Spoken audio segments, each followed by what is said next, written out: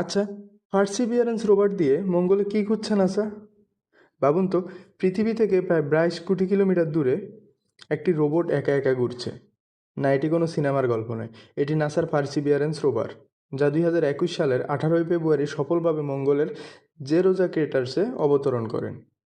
কিন্তু প্রশ্ন হলো, এত কোটি কোটি টাকা খরচ করে একটি রোবট মঙ্গলে পাঠানোর কারণ কি?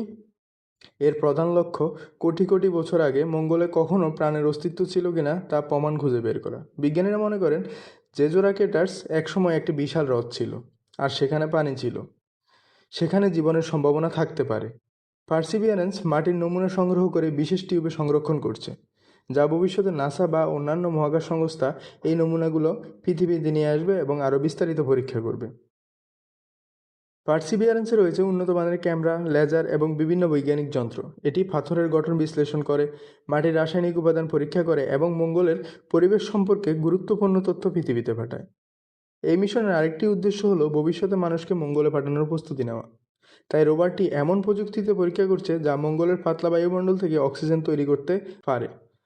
ভাবুন তো, আজ যে রোবটটি মঙ্গলের পথ তৈরি করছে, হয়তো আগামী কয়েক দশক পরে সেই পথ দিয়ে হাঁটবে মানুষ। আপনার কি মনে হয়, মঙ্গলে কখনো প্রাণ ছিল, নাকি ভবিষ্যতে মানুষ সেখানে নতুন সভ্যতা গড়ে তুলবে? কমেন্টে আপনার মতামত জানান। আর এমন আরও মহাকাশ সম্পর্কে তথ্য জানতে আমাদের এই অরবিট বাংলা মহাশূন্য পেজটি ফলো করুন। ধন্যবাদ।